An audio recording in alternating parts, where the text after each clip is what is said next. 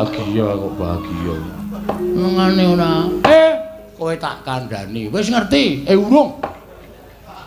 Kowe iki tak omongi. Petruk gareng aku ngimpi. Ameng ngimpi kok. Atileki ning buku 1001 malam. Angkane pira? Engko aku sing tuku. Wah, gareng ora. Aku ngimpi kok Bagong kok kaya tak dadekke manten. Serius, Pak? Iya. Sing wedok ayu ra? Wedoke urung ana. Ning kowe kok dandan cara manten iki? Arep ana lelakon apa, Bagong?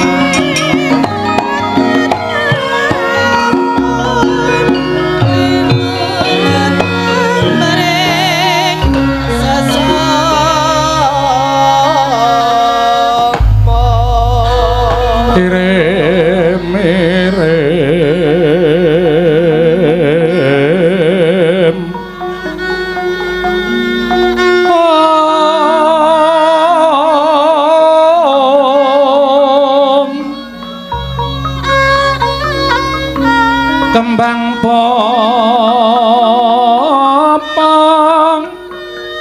terate bang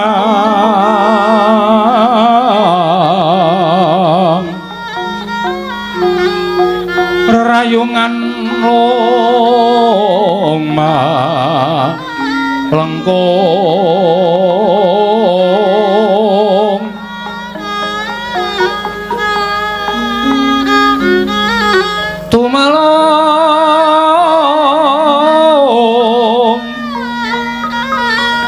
rumambat wit yan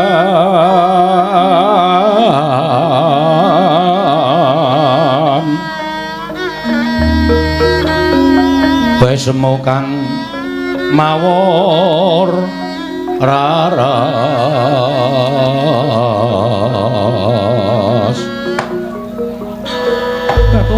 tobat Ponokawan Bagong wonten dawuh kowe ngerti apa to sababe pirang-pirang dina iki mbah pendak-pendak kowe arep bali marang bale wismamu aku ora entuk aku tansah gondeli karo kowe Bagong kula niku ya gumun kula niki meng abdi kula niki meng batur sasampunipun sawetawis kula sowan teng negara Ngastina sowan Ndara Banowati kok kula ajeng wangsul kok mboten angsal niku nganti meh seminggu kula tilem mriki niku jane enten apa? Tobat Bagong kowe tak kandhani ya. Nggih. Sasuwene kowe nang kene kok atiku ki krasa seneng. Atiku ki krasa bungah. Aku kuwi jejering prameswari ora nate diwarengake metu saka kraton. Mung nyawang pepasrening Taman Saris, pendak dina rak ya suwe-suwe rak ya wis jeleh to nyawang tetanduran sarta indahing Taman Sari. Mula janjane aku kepengin srawung karo para wanita-wanita sak negara Ngastina. Ning kok ora iso mergo aku kuwi dadi prameswari. Bareng kowe sawetara nang kene kowe kuwi tansah nyambut gawe tetembangan. Suka-suka parisuka lah kok. Atiku saya suwe saya seneng, atiku saya suwe saya bungah Bagong. Terus maksude kula mboten entuk bali, Mbok kowe manggon nang kene. tesih wonten kamar napa? Tegese sing mboten dingge. Mburi kae lho, gudang kae. Kena tok nggo turu. Wah ya ora wangun. Kula nang mriki niku nggih. Lah wong biasane kowe iki ya turu ning patengganku. Ning ora jejer. Sampeyan teng dhuwur kula teng ngisor. Teng ngisor amben.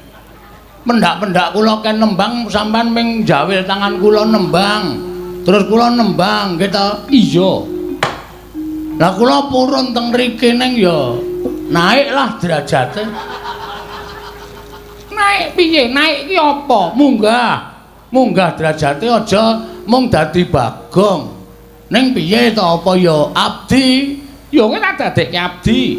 Kok kayane kurang wangun nek. Niku dereng munggah derajate merga kula teng Amarga nggih ming wujuding abdi. Teng mriki kok ming abdi. Mbok dunggahke derajate napa ta napa? Tobat kowe iki wonge nyenengake Bagong piye?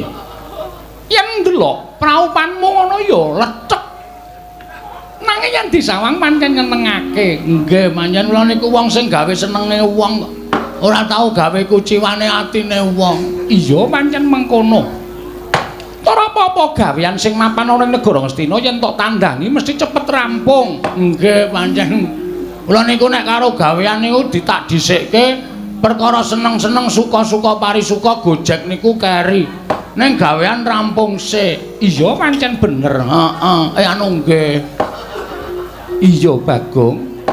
Nyatane gawean kabeh ya rampung. Jrambah Taman Sari ya resik, pendak-pendak esuk tok pel, sore ya tok pel. Nggih, kula niku nek ora nyambut gawe awak kula jimpe. Awak kula kesel. Terus niki kersane pripun? Kowe rasah bali. Nun, Kowe rasah bali. lah terus anak bojo kula Ya wis mengko dikirimi pangan sarta dana prabaya saka kene ora usah wedi. mungkin nek kula ditakoke bojo kula Ya wis sakarepmu mengko le wangsulan sakarepmu. ngaten mawon pripun nek upami bojo kula tak pegate. Terus kula tak teng mriki.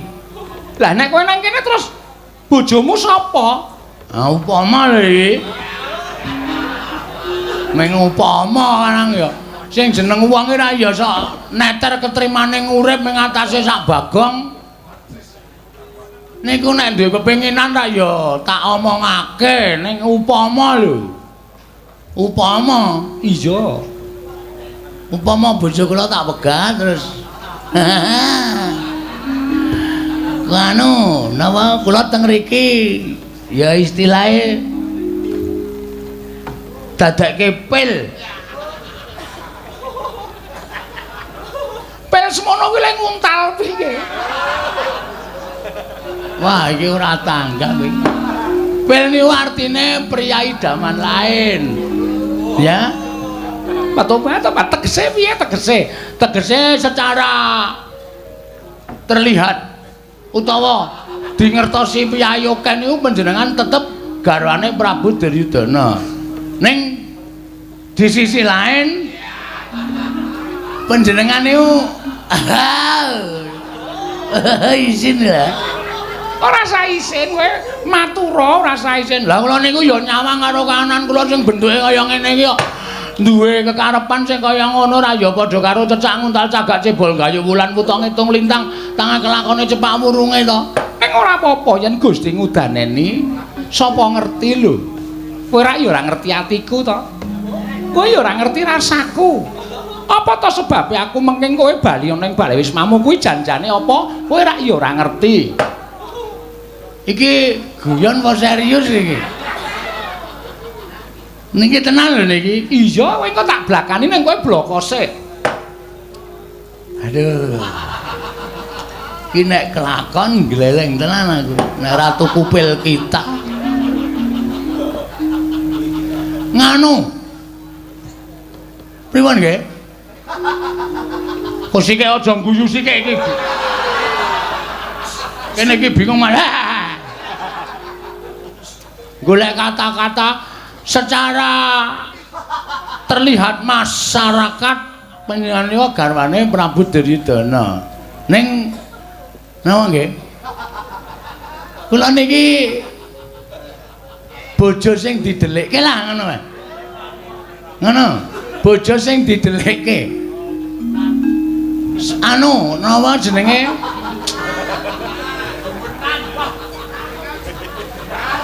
Medenan. Lah tobat. Dadi yen ngono kowe iki ngarepake supaya aku gelem karo kowe napa piye? Mbok menawa Upama aku gelem piye? wah gojek. Sembrono iki. Ora, upama aku ora ngendika karo kowe upama aku iki gelem piye. Ning aja nganti kawanguran dening Sinuwun Prabu Ngastina. Kowe nang kene tetep karo aku ning pendak-pendak ana nayaka tekan kene kowe tak delikke. Oke, ora masalah. Oke, ning sampean lahir batin. Ketuban kowe tak kandhani ya Bagong ning aja kaget. Kowe tak kandhani nggonku. Menging kowe bali ning Bale Wismamu ki janjane jebul nuwun sewu ya Bagong. Wong tresna ki ora kok perkara bagus. Wong tresna ki ora kok perkara sugih. Ning wong gawe seneng atiku ki ya iso nukulake rasa tresna. Contone kowe nang kene iki gawe seneng atiku, kowe gawe bungah rasaku, jebul suwe-suwe ketukulan rasa tresna karo kowe Bagong. Sik. Ngapa? Pet-petane aku.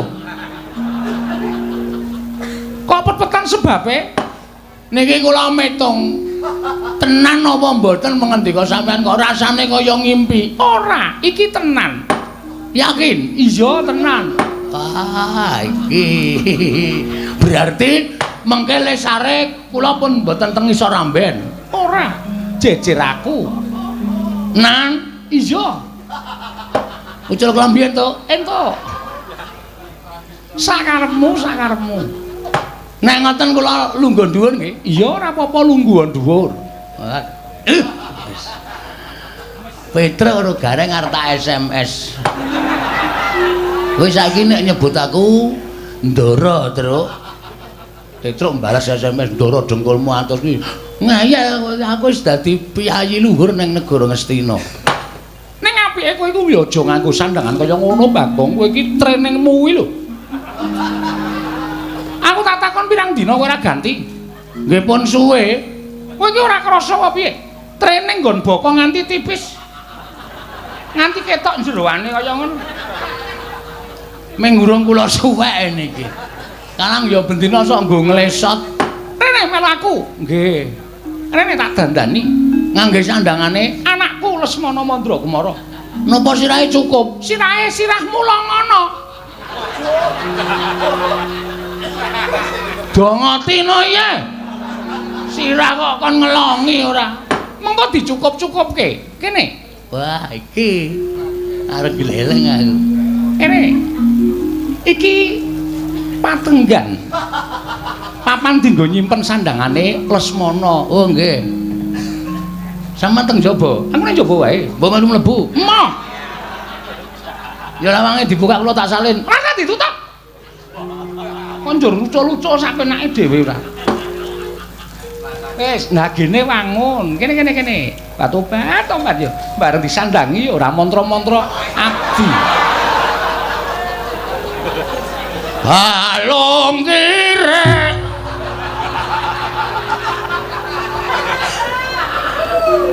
Tobat yo piye? Glelengmu ora jamak. Mekaten. Siaget Dewa Bathara.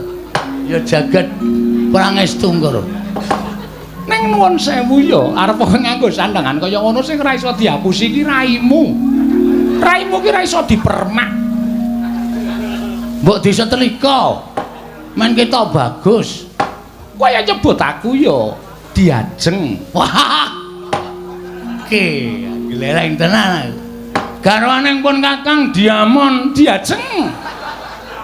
Kok Diamon? Lali garwaning pun Kakang Diancuk Diajeng. Nang ya cangkem elek ki wis kulino. Diajeng Banowati, kula wonten mangandika ing Adawa. Pangeran, waduh kok kaya keduwuren nek pangeran mbok liyane. Kang Mas. Kang Mas ngono wis cukup. Wis tok antepi tenan. Nggih, tak antepi tenan. Wis tak antepi tenan. Ning kowe aja enak-enak kapi enak. Kapi mendo. Kapi enak. Tegese mergo nggonmu wani kaya ngene iki, kowe mesti bakal totoh nyawa Bagong. Sebabe iki mesti ora ketang ana siji loro abdi ingkang wis padha ngerti kelawan kahananmu tumuli mengko bakal matur marang saning Sinuwun Prabu Ngastina. Upama matur marang Sinuwun Prabu Ngastina yen nganti kadenangan kowe piye coba? Aku tak takon. Bebasan seduma bathuk senyari bumi. Nadyan namung seduma jembaring bathuk, nadyan namung saknyari jembaring bumi. Tresna kuwi uruping jiwa sing luhur. Tresna iki ora kena dijaluk, ora kena ditolak. Tresna kuwi paringane sing gawe urip, tresna kuwi paringane sing kuwasa. Mula tresna kuwi pantes dilabuhi pati. Patobat apa aku seneng krungu omonganmu sing kaya ngono kuwi. Waton sampeyan utawa diajeng Banowati tetep tresna karo pun Kakang, aku tetep mbelani pati. Sapa sing arep ngridu nggonku mangun lele, mangun bebrayan karo si Adi Banowati, mesti aku bakal mbudidaya menolak. Tobat satriya kok ora iso basa Jawa. Satriya blesteran. Satriya saka Betawi.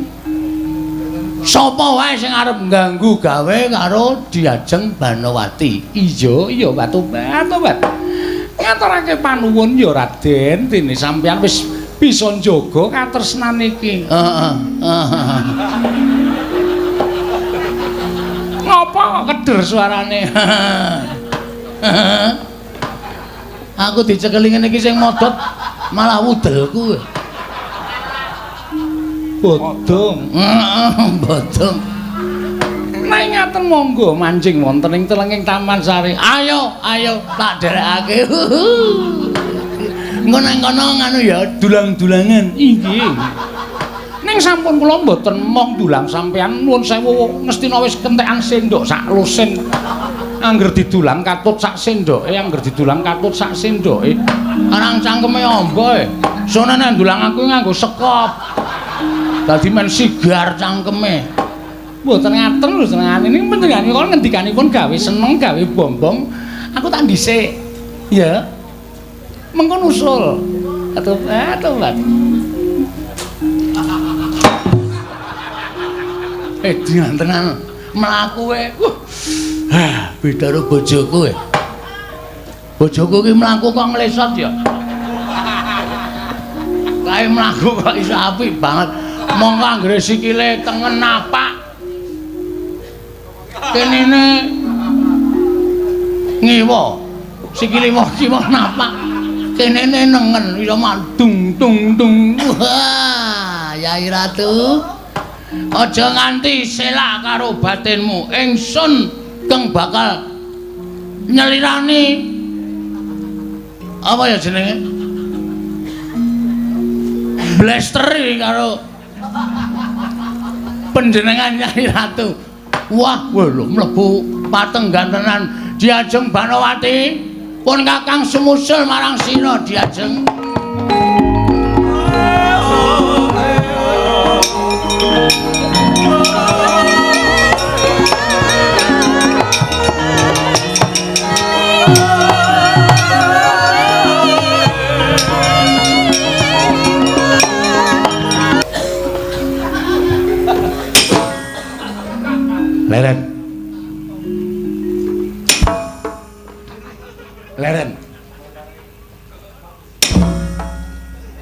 Leren iso.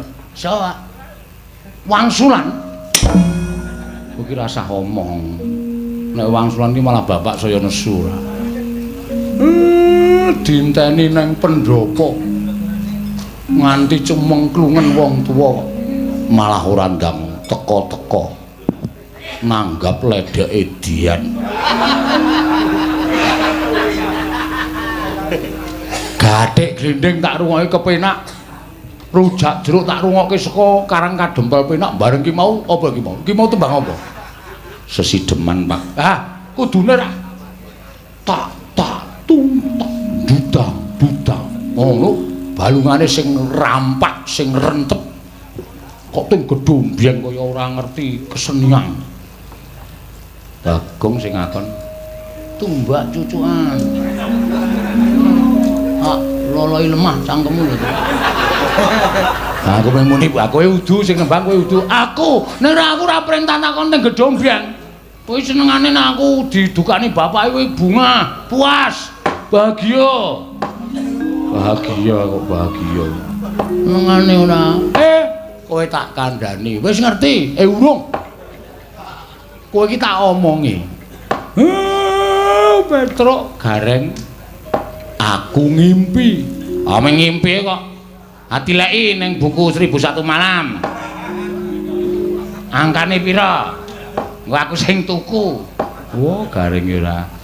Aku ngimpi kok Bagong kok kaya tak dadekke manten. Serius, Pak? Iya. Sing wedok ayu ra? Wedoke urung ana, ning kowe kok dandan cara manten ki? Arep ana lelakon apa, Bagong? Semareka den prayitna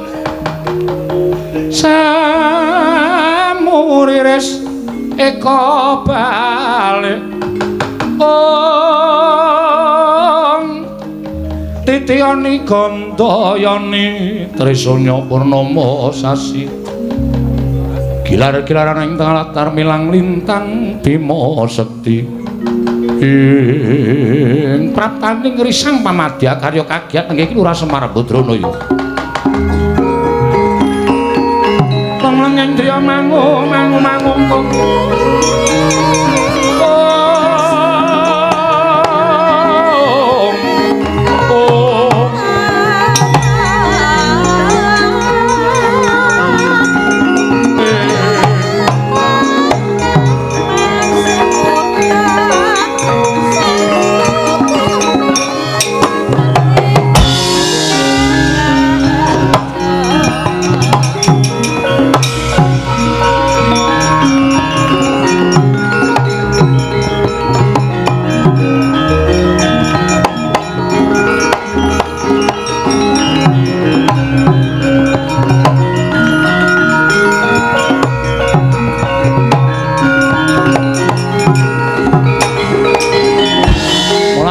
Sang Arjuna esmanya kang kamanungsan kasrepan tingkahing mungsuniran padha kadang ayiwataya Wilujeng Ndara ya Kakang Semar slamet tekaku Wilujeng Den Nalagaring iya Wilujeng Ndara iya Petruk Wilujeng Gur enten apa sampean kok rawuh sajak kesesa Kakang Semar ora nyono babar pisan jebul dina samengko para Pandhawa kewirangan wiranging para Pandhawa disababake saka pokal gawene ya kuwi anakmu ingkang nerak pacak nerajang perbatang sing lar saka unggah-ungguh sarta tata krama ing atase amung drajating Panakawan ing atase amung drajating ceplik kowe kuwi mung batur lha kok dadi anakmu ora mbok kandhani mangke riyen to mangke riyen anak kula enten apa kok mboten kula kandhani niku sampeyan mara-mara terus nesoni kali Semar niku Koko Prabu Mandura paring dawuh yen to dina samengko Bagong wis memirang kelawan para Pandhawa wani gonjak kelawan garwa ing Ngastina ya kuwi Kakang Mbok Ayu Banowati yen kowe ora iso ngandhani anakmu aku ingkang bakal ngandhani Bagong Semar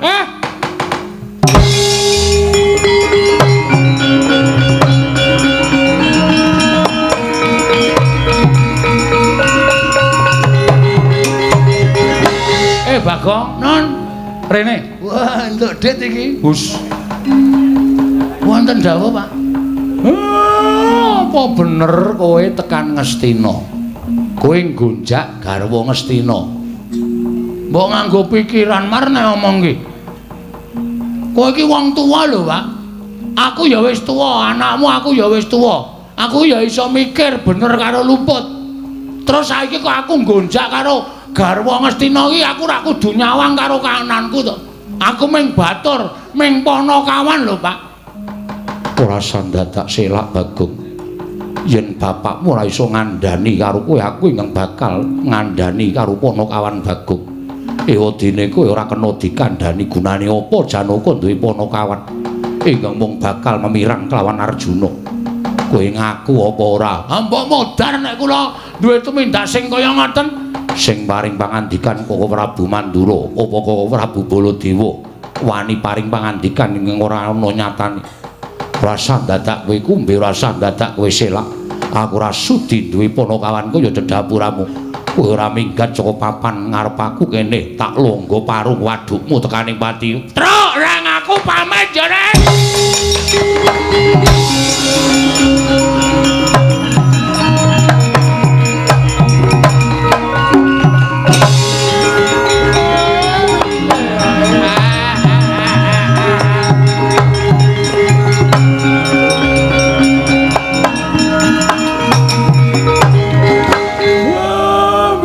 Panakawan. Kae kok Bagong kok malah mlayu lunga sajake Bagong wis ora duwe kata-kata wae dingo ngersane Ndara Janaka karo Bagong kandhan kata-kata iki. Ora iso matur ngersane Ndara Janaka. Iki aku kudu nyatake. Nek ora ana nyatane anakku cilik lara gedhe ning apa-apa. Tak tempuhke pendawane.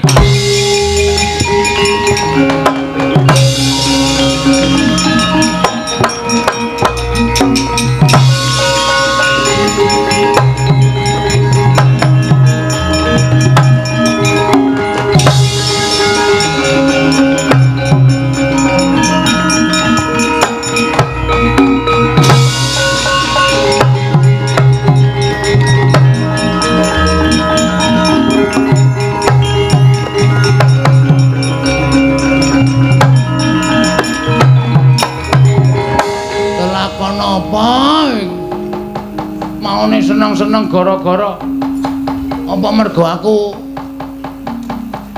gara-gara ngawur apa ya kok dadi malah aku ketiban lara anu lelakon sing kaya ngene iki walah wis Semar aku ora tumindak dosa Pak reng aku ya ora tumindak sing elek ning Ndara Janaka sajake wis duka tenan ya aku ora memper wong Ndara Janaka karo Dewi Banawati iki ana hubungan sing ora dingerteni karo sapa-sapa ning aku ngerti. Ki nek aku ora golek dalan supaya iso uwal saka Ndara Janaka, ngrekoso uripku mongko ngarepku iki wis segara. Wis ora ana daratan meneh. Monggo aku nggawa walesan mancing sik aku. Ana ora nggawa apa-apa ora nggawa walesan. Wis cilaka iki wis nekat wae tak nyemplung segara iki. Woi.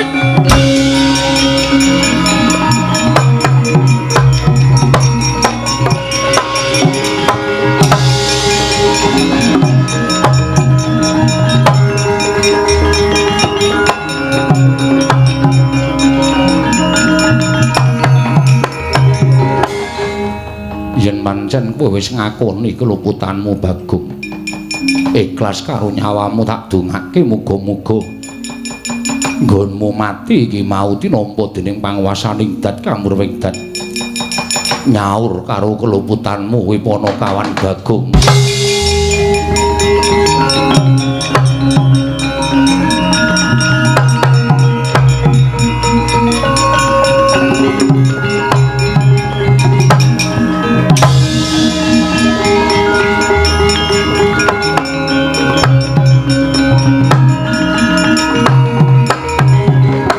Kala narpa Kresna Tandul saha nyakra ring Sang Resi Jahnawi Suta.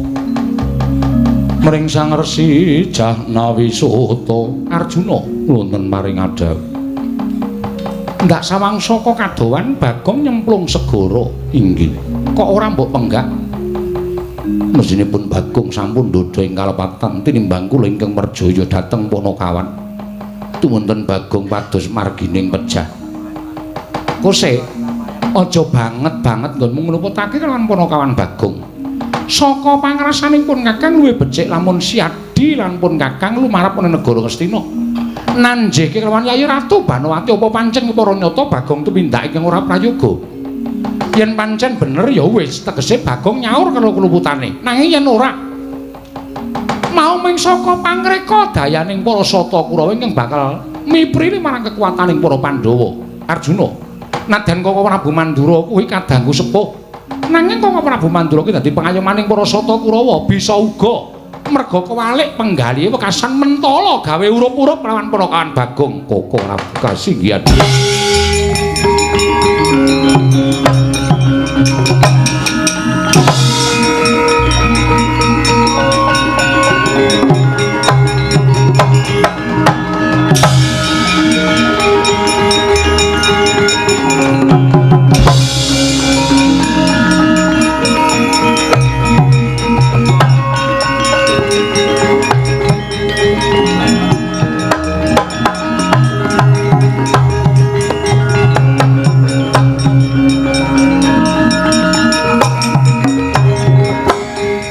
Bumi kuncing langit kelap-kelap katon lir kincanging risang mawe kandrung sabaran katulu wukir moyak mayik us Bagong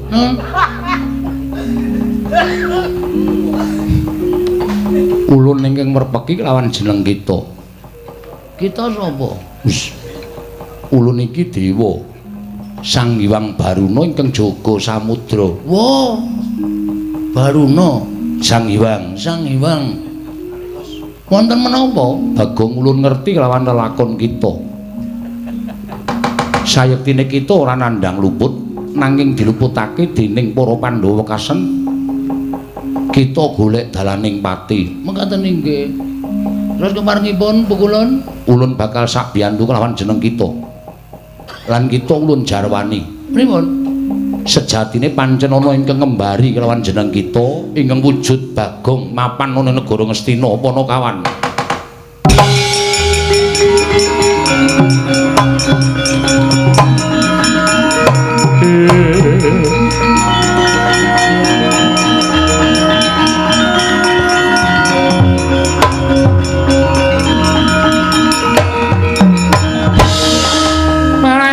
Bang wangaruna katinetrane nganggo rapo sabdaning kukiloring kanigara sageter kene donganing kunglir wuwu sing pinipanca ing strayali binatang panusmaning jajanan sekretaning bawana dadi enten menungsa sing memba kaya kula. Iya, pancen bener. Wah, ya keparat. Niki nek kula ora membersihkan nama, nyucekke jeneng kula, paling boten dilondre. Supaya resik jeneng kula, elek gedhoane Bagong tengesaning para Pandhawa. Kita bakal ulun dandani nggon metu saka samudra. Dandani cara napa? Kita manut karo panjenengan ulun. Oh nggih, ngestakaken dawuh supaya aja nganti kawistara. Kita nyaket ana negara Ngastina. Mengko yen ana wong kang njaluk tulung supaya kita mateni sarta ngrangket Bagong kang mapan ana negara Ngastina. Kita nyaguwana. Oh nggih. Dadi jalaran kita ketemu kelawan Bagong ing mapan ana negara Ngastina. Sendika ngestakaken dawuh pukulun.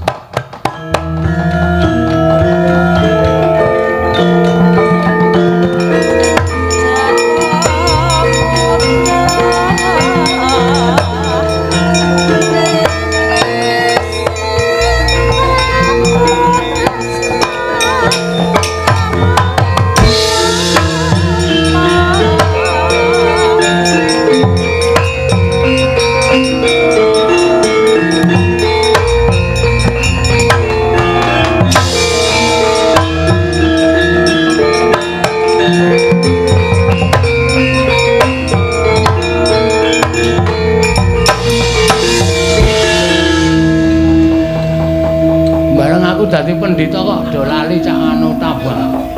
None none none none.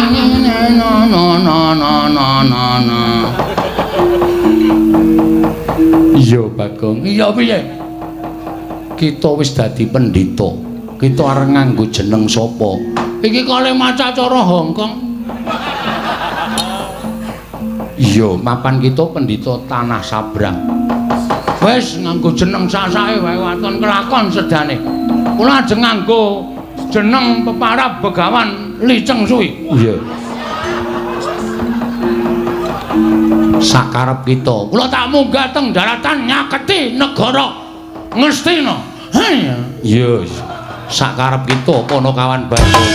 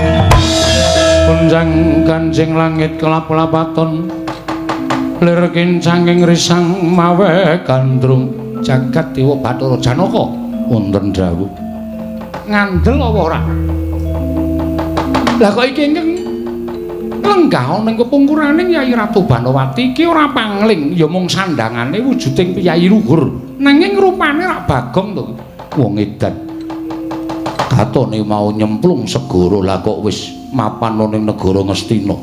Bagong wong kang kaya kowe kang ora ngerti marang tata krama. Kowe ngemirang kelawan Janaka, mirang kelawan para Pandhawa. Maksude piye iki? Ora ana gludhuk, ora ana udan kok aku diseneni sak penake dhewe. Kowe wani gonjak kelawan Kakang Mbok Ayu Banowati. Aja ngono. Aku ora bakal tumindak sing ora prayoga nek ora keplok tangan loro. Nek mung keplok tangan siji ora bakal muni, merga kabeh kuwi wis dipesthekke nek dina samengko Banowati wis malik tresna anu Bagong. Bagong, Nun, kowe aja sembrono lho. monggo dados. Lho. Dados piye? Jare lagu aja sembrono. Ora. Kowe iki aja sembrono kok jero lagu aja sembrono dengkulmu mlocot. Kairane njaluk lagu aja sembrono. Tiwas kaget aku. Nek mboten percaya kula aturi nanting kalane Kang Rayi pun Dewi Bango mati. Yayi Ratu menapa tresna kaliyan Bagong? Patu.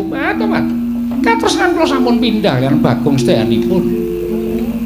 Menapa panjenengan mboten Mas pausaken dhateng rayipun Arjuna? Kula riyen pancen kedanan lan Janaka nanging sakmenika sampun wonten ingkang nyuli nggih menika pun Bagong. Dimaafkan. Ambyar kowe Janaka. Ora bakal ditresnani karo Dewi Banowati. Piye kahanane kaya ngene piye? Arjuna. Janaka. Kok meneng wae ngopo kowe? Arjuna.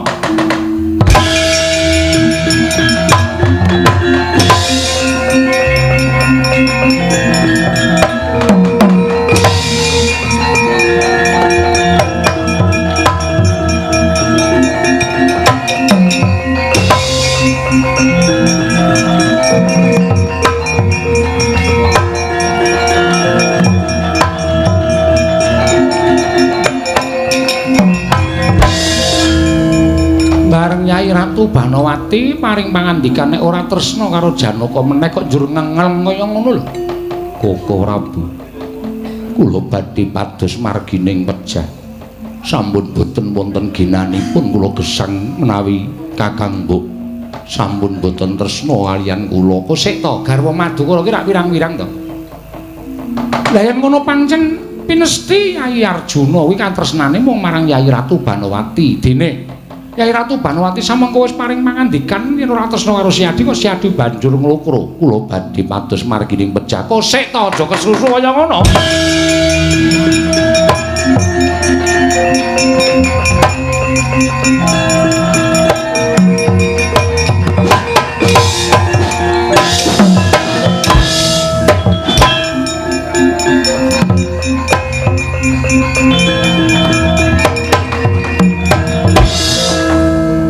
Ana pendhita kok sandhangane kaya ngene iki. Yayaan pendhitane. Apa coba apa sabda cingah apa iki.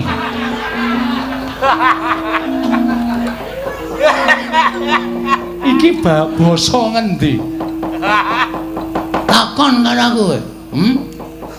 Luwih dhisik ngaku sapa kowe? Nalindra Ndarawati Prabu Kresna. Ngerti karo aku. Ngerti wae kowe kula kelino ning koran. Kowe sapa? Pandhita Klyang Kabur Kanginan. Tiba saka tanah Kamboja. Begawan liceng suwi. Edan, ora edan serius iki. Ngopo kok tekan kene? Nglakoni tapa ngrame, nutuhi kenthongan, nutuhi bong-bong. Tapa ngrame kok nutuhi kenthongan, ha ben gayeng. Jenenge tapa ngrame, tempolong-tempolong tak uncalke ben rame. Suwe konangan.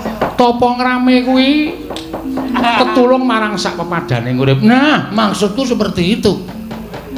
Lah iki wong aku butuh dibantu mbok kowe tulungono. Apa yang bisa saya lakukan? Ora to, kowe iki ngomong apa to? Apa sing iso tak lakonane? Ora paham iki. Ratu ra modern, Gus. Ora kok saya suwe-suwe aku kaya kenal suaramu to. Ah! Membabi buta. Membabi buta. Iki saya ora cetha. Ngene wae ngene kowe sasar dadaku ki gunung sing tanpa guna. Aku duwe mungsuh, saiki mapan ning Taman Negara Ngastina. Sapa musuhe? Jenenge Bagong. Nah iki. Kowe kira-kira iso mateni Bagong sing nang Ngastina apa ora? Lho. Aja kameng Bagong, sentir wae mati mungsuh. Naming Bagong sepira kekuatane? Yen pancen bisa matenono, minggir derajate dewan.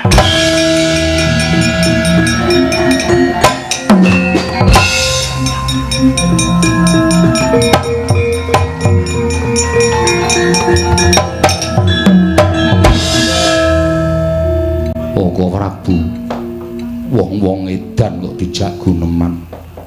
Kok sik ta wong iki ora ngerti kok. Pendhita kirang sakon. Wong Janaka omongane sakon. Lho toyo kae pendhitane nyampar gelas meneh.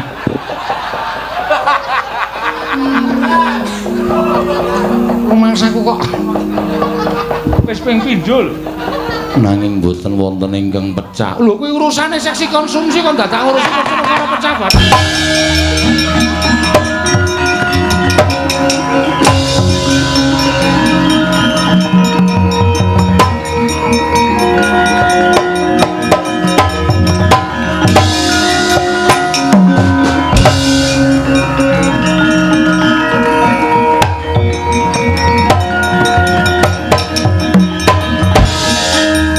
Sapa iki pendhita kok rupane kaya ngene? Kowe ya, keparat.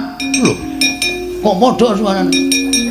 Kowe sing jeneng Bagong sing ora arek jenengku ya. Iya, dasar keparangan. Kowe sapa? Serayaning Ratu Ndarawati Prabu Kresna. Pendhita saka tanah Sabrang. Saka luar. Aku Begawan liceng suwe. Kowe Bagong, kowe isih ceng ora? Wus. Mati dengan semplo siraman.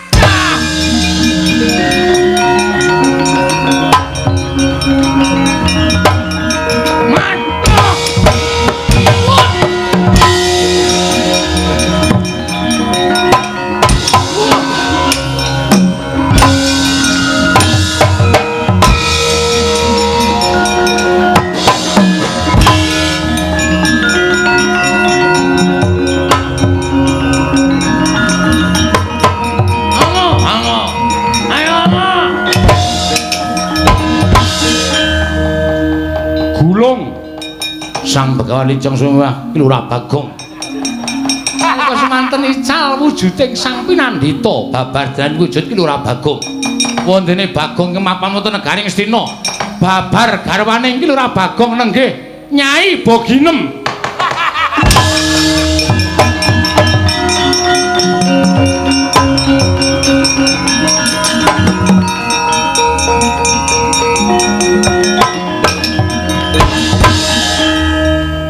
apa enem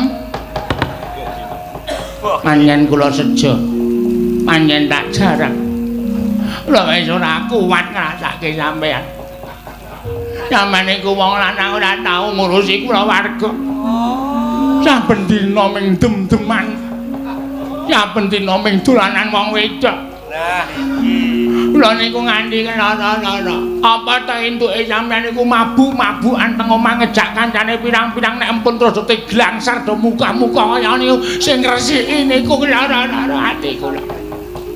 Mula panjenengan kula sengaja kaya ngeten iki men sampean niku entuk paukuman saka negara Ngastina utawa negara Ngamarta.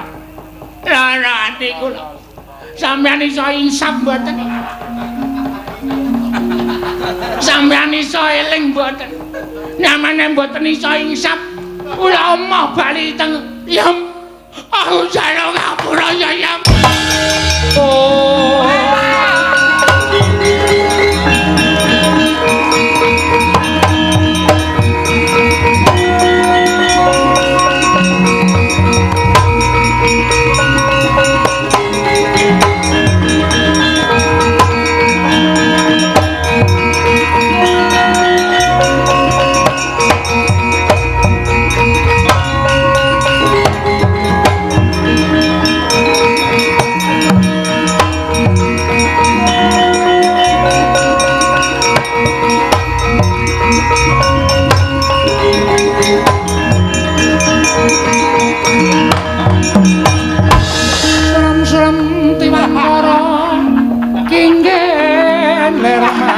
Wong kang layon Denyai langkang memanise wadananira layu Kumelku cemrah nyomaratani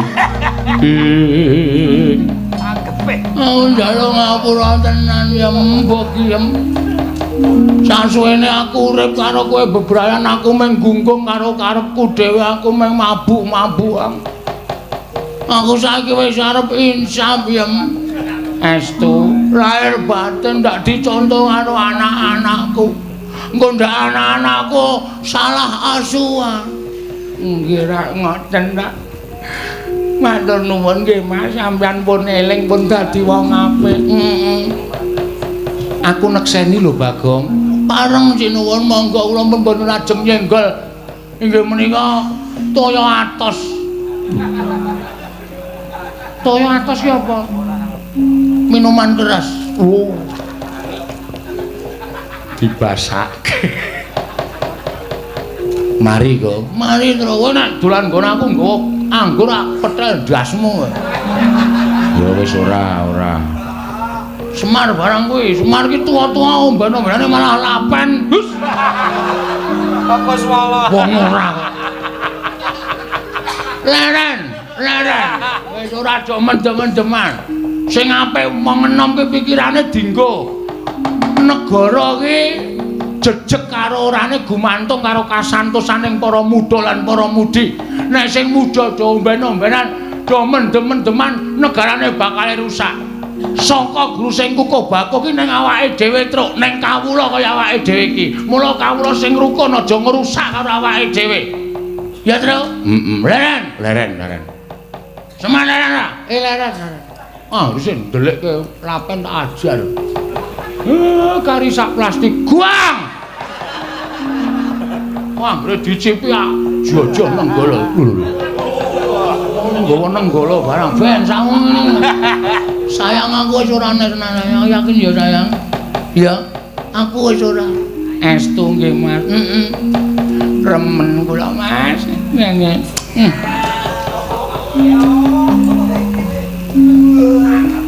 Lambemu gomen. Nggih.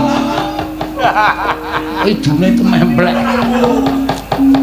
Matur nuwun Gusti, nyuwun pangapunten nggih Gusti Ayu, kula ingkang membo ki Lurah Bagong namung kepengin ngapokaken ki Lurah Bagong supados insap.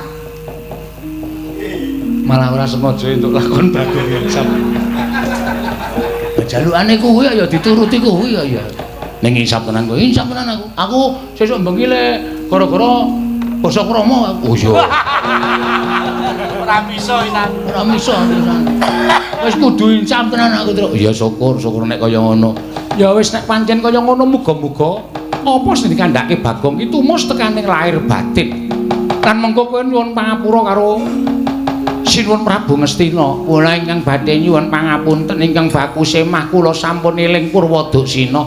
Sampun boten badhe tumindak langkung-langkung mangke menawi semah kula menika kersa manembah anut kapercayanipun kula langkung tresna kaliyan semah kula. Muga-muga ngono kuwi yang bogi yang wis santai wae. Aku wis ora arep ngapa-ngapa tenan sae.